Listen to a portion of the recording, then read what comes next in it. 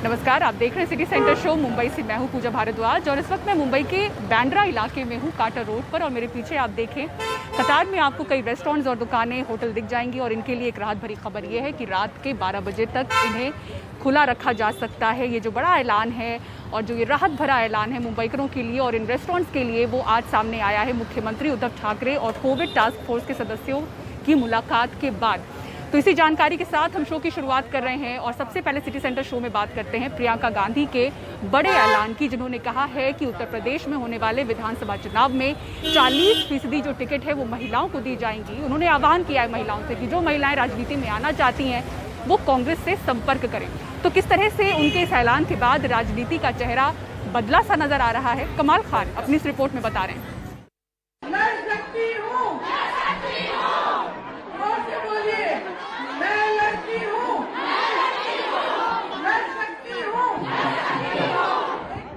कांग्रेस के इस नए मंसूबे के लिए एक नया पोस्टर बना जिसका नारा है लड़की हूँ लड़ सकती हूँ।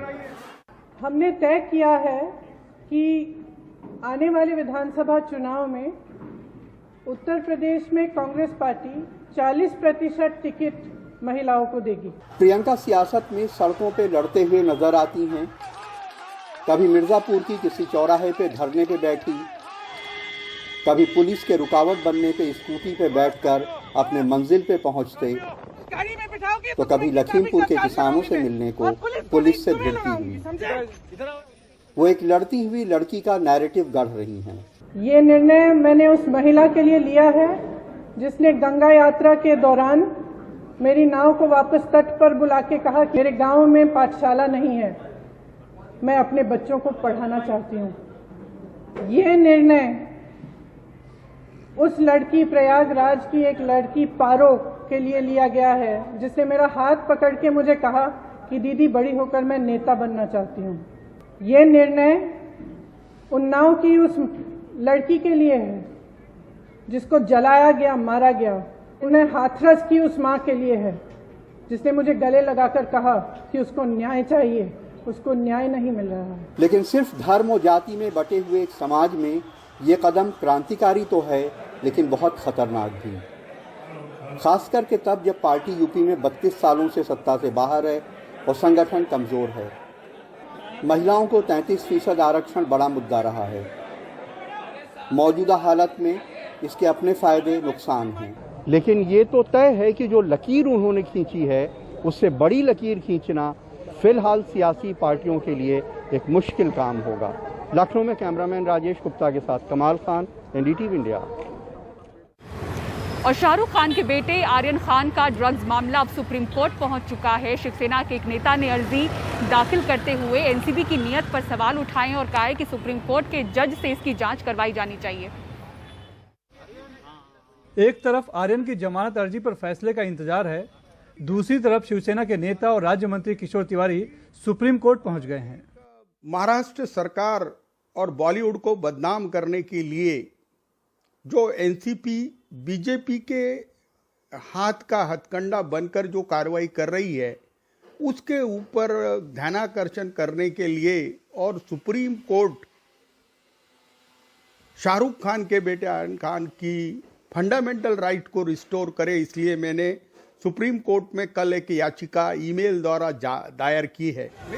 Cruise ship drugs party case में आर्यन खान की गिरफ्तारी के बाद से ही एनसीबी के zonal director Sameer Wankhede NCP के निशाने पर हैं।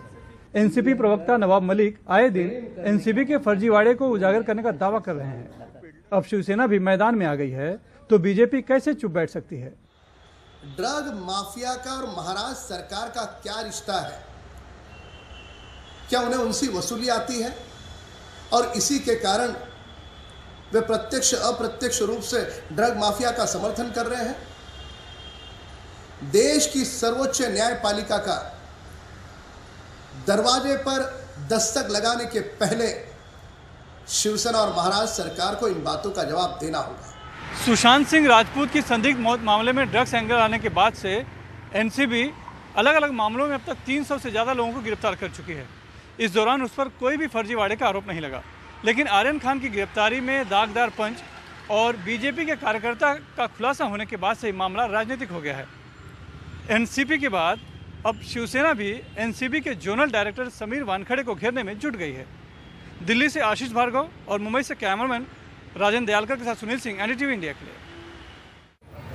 विदेश जाकर पढ़ाई करने का ख्वाब कई बच्चे देखते हैं, उसके लिए सालों से मेहनत करते हैं, परिवार पैसे इकट्ठा करते हैं, लेकिन कोविड के प्रकोप के दौरान 55% स्टूडेंट वीज़ा में कमी देखी गई है। अब विदेशी सीमाएं खुल रही हैं, यूनिवर्सिटीज़ खुल रही हैं, लेकिन जमा पूंजी बर्बाद होने की वजह से कई छात्रों का सपना अधूरा दिख रहा है। मुंबई की पूजा पाटिल मेडिकल शिक्षा के लिए रूस जाना चाहती थी। मजदूर परिवार ने बेटी के लिए पैसे इकट्ठा भी किए, लेकिन कोविड बीमारी और तंगी में जमा पूंजी खत्म हो गई। आकाश प्रवीण इंजीनियरिंग में मास्टर्स करने के लिए विदेश जाने की तैयारी कर रहे थे, पर कोविड के दौरान इनका सपना भी चकनाचूर हुआ। मेरा सपना था कि मेरे लड़का बाहर देश में जाके इंजीनियर बने, बड़ा लड़की डॉक्टर बने, लेकिन क्या करें, हमारे पास ट्यूशन के लिए 1-1.5 लाख रुपए, हम लोग ओपन में है, हम लोग मजदूर आदमी है। हाँ, मेरे हस्बैंड भी मजदूरी करती है दूसरे का, वो सब बंद हो गया। बताया जाता है कि 2020 में स्टूडेंट वीजा में करीब 55% की गिरावट देखी गई। आर्थिक तंगी के बीच कोरोना के कारण अधिकांश देशों की बंद सीमाएं इसका बड़ा कारण रही। एजुकेशन काउंसलर करण गुप्ता बताते हैं कि कुछ महीनों में पढ़ाई के लिए विदेश जाने वाले छात्रों की संख्या अचानक बढ़ेगी। कोरोना की वजह से हजारों विद्यार्थी जिन्हें विदेश में पढ़ाई करनी थी नहीं जा पाए।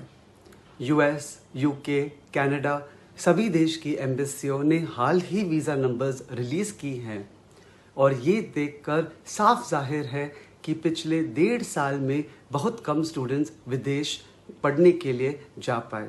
अभी दुनिया भर में सिचुएशन बेहतर हो गई है और अब ये हज़ारों स्टूडेंट्स विदेश जाने की तैयारी में जुड़ गए हैं।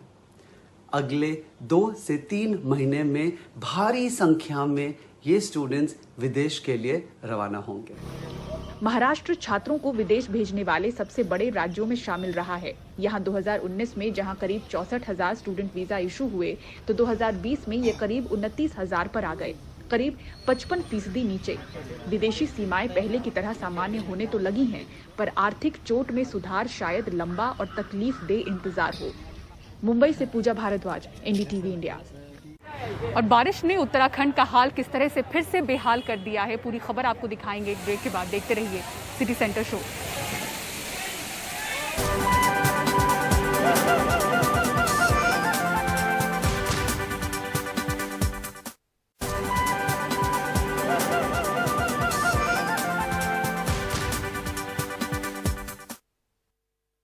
और बारिश और बाढ़ ने उत्तराखंड में कयामत ला दी है। कई इलाकों में बाढ़ जैसे हालात हैं।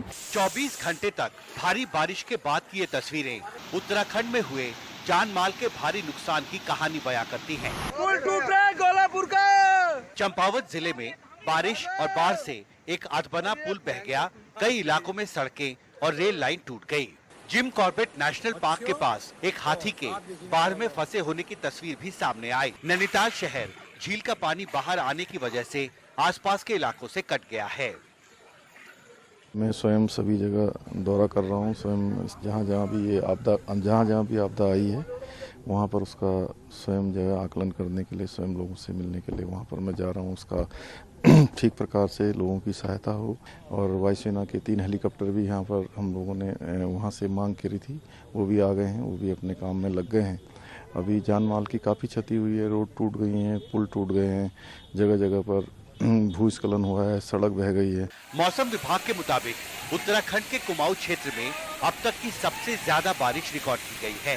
पंतनगर में 18 अक्टूबर से 19 अक्टूबर के बीच 403.2 मिलीमीटर बारिश हुई, जो अब तक का रिकॉर्ड है। इससे पहले 31 साल पहले पंतनगर में सबसे ज्यादा 228 मिलीमीटर बारिश 10 जुलाई 1990 को हुई थी। मुक्तेश्वर में भी 18 अक्टूबर से 19 अक्टूबर के बीच रिकॉर्ड 340.8 मिलीमीटर बारिश हुई। इससे पहले 107 साल पहले 18 सितंबर 1914 को सबसे ज्यादा 254.5 मिलीमीटर बारिश हुई थी। फिलहाल 24 घंटे भारी बारिश के बाद अब बारिश कम होने का पूर्वानुमान है। आज का जो स्थिति है कि पास्ट 24 आवर्स में एक्सट्रीमली हेवी रेनफॉल रिकॉर्ड किया गया वेस्ट उत्तर प्रदेश और उत्तराखंड में, और अगले 24 घंटे के अंदर भी वेस्ट उत्तर प्रदेश और उत्तराखंड में एक्सट्रीमली हेवी रेनफॉल हो सकता है। इसलिए हमारा रेड कलर वार्निंग जारी है। मौसम विभाग ने उत्तराखंड के लिए येलो अलर्ट जारी किया है। बारिश घटने के बाद अब चुनौती बाढ़ पीड़ितों तक जरूरी राहत और बचाव सामग्री पहुंचाने की होगी। दिल्ली से हिमांशु शेखर, एनडीटीवी इंडिया। और सिटी सेंटर शो में फिलहाल इतना ही। मुंबई के कार्टर रोड से पूरी टीम को दीजिए इजाजत। खबरों के लिए देखते रहें एनडीटीवी इंडिया। नमस्कार।